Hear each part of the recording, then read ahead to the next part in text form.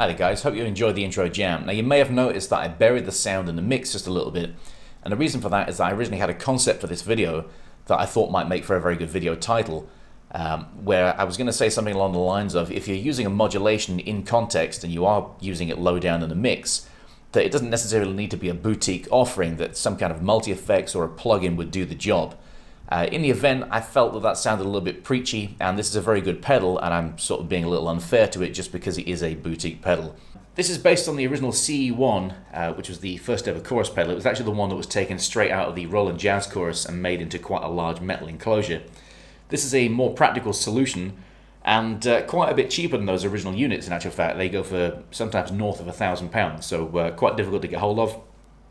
Whereas this is a nice pedal board friendly format and runs off 9V as well rather than being mains, which is kind of handy.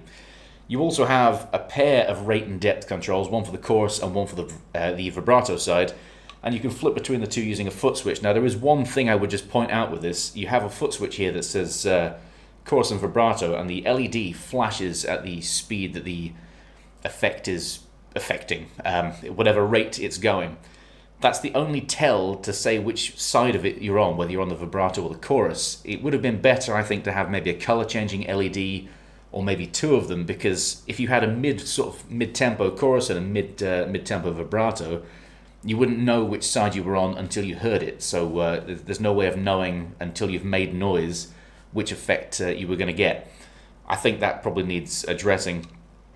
More than likely a handmade unit, judging by the the jacks on the back here. I think they missed with the drill a little bit here, but a cool sounding unit nonetheless. I'm going to give you some stereo isolated examples. In the intro jam I used it in mono because I figured most guitarists would be rocking 1 amp, but it sounds better in stereo, so I'm going to give you these examples and then I'll tell you after that how I managed to orchestrate that here, because I don't really have a stereo setup, so it's not just this going straight into an amp, but I'll explain after.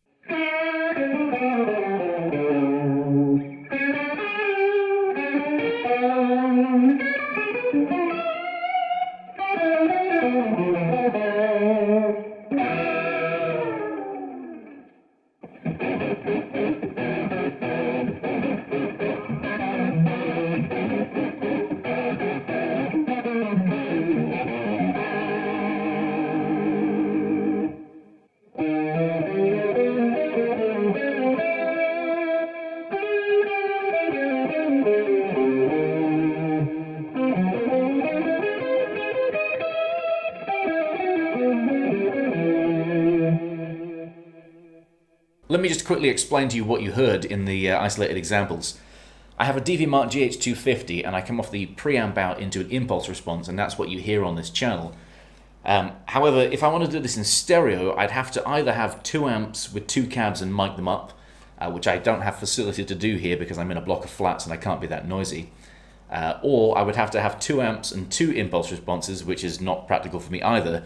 So what I did, I went into the clean amp, out of the clean amp into the impulse response, and then into the chorus, split, and into the interface. So what you've heard is basically like having it in a plug-in chain, you know, it's after the cabinet. Now, I did a video on reverb placement in this recording chain that I've got going on here, and there was somewhat of a difference for reverb if I ran it before the impulse response or after. Because obviously if you run it before the impulse response, there is a high-end roll-off that you'll get.